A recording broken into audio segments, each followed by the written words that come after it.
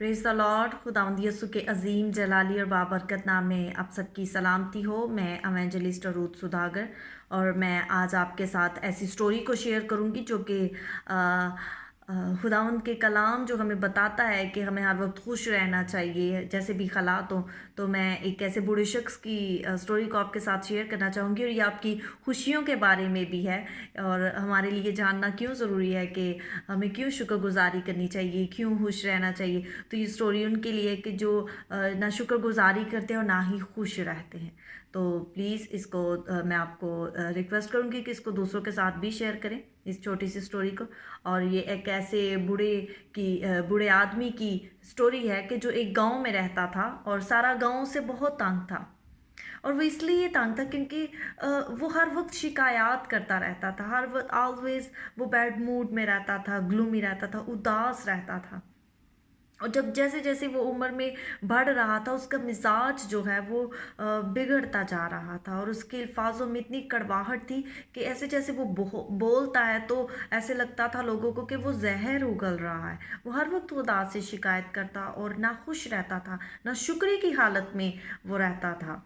और उसकी बदकिस्मती से ऐसा लोगों को ऐसा फील होना शुरू हो गया, ऐसी इन्फेक्शियस थी कि जैसे छूत लगने वाली चीज़ हो। और वो अपनी अनहैप्पीनेस होने की वजह से भी वो दूसरों में भी ऐसी अनहैप्पीनेस फीलिंग्स को क्रिएट करता था। लेकिन उस दिन जिस दिन वो 80 साल का हुआ तो एक ऐसी इनक्रेडिबल थिंग, एक हैरत अंगेज काम हुआ।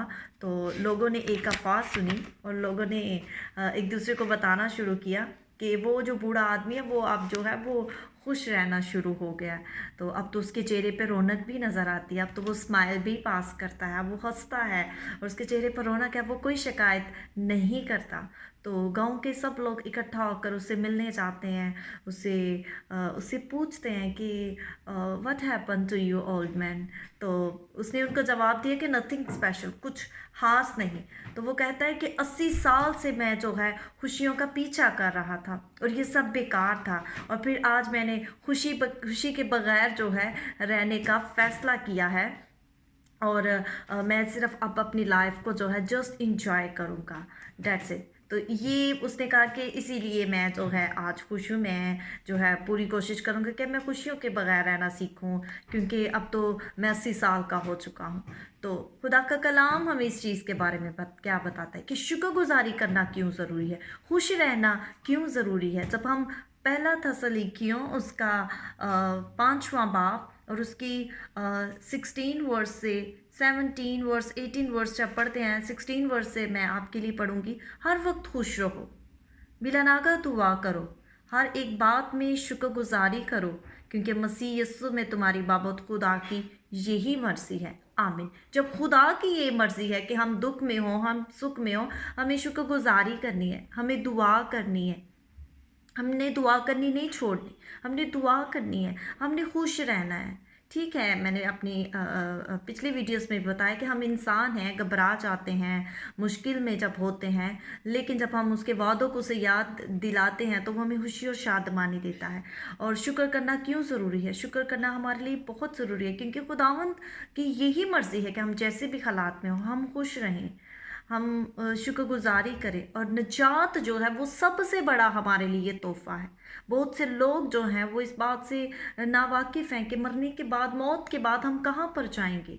लेकिन कलाम हमें बताता है कि राह, हक और ज़िंदगी यस्सु है। जो उस पर ईमान लाएगा वो हलाक ना होगा बल्कि हमेशा की ज़िंदगी पाएगा।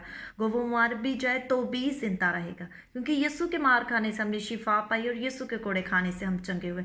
उसी शिफा को हमने अपनी ज़िंदगी में लेना है और उसने उसने हमें एक हुक्म भी दिया है और उसका वादा भी है कि वो हमें अपना इत्मीनान देगा, जो इत्मीनान हमें दुनिया नहीं दे सकती। तो हमें जो है उस बड़ी तोहफे को, नजात को जो है खुशी से कबूल करना है, खुदावंद यीशु को कबूल करना है क्योंकि यीशु के ही वसीला से नजात और इससे बड़ी और कोई खुशी नहीं है। तो हमें अपनी ज़िंदगी में, इस बूढ़े आदमी ने क्या किया, जब वो 80 साल के तब उसने ये फैसला किया कि अब मैं खुशियों के बगैर जो है रहूँगा और मैं ऐसे ज़िंदगी बसर करूँगा। लेकिन हमने खुदा के कलाम को गौर से पढ़ना है और उस पर भरोसा भी रखना है कि हर वक्त खुश रहो, बिला नागा दुआ करो। दुख है, मुसीबत है, खुशी में है, जैसे भी हालात हैं, हमने बिला नागा दुआ करनी है। और हर एक बात में सब बातें आती हैं, जैसे भी हालात हैं, आपने हर एक बात में शुक्रगुजारी करनी है। हालेलुया। आज के कलाम के वसीला से खुदा आप सबको बरकत दे। Thank you for watching. दूसरों के साथ इस कलाम को शेयर करें। खुदा आप सबको बरकत दे। God bless you all.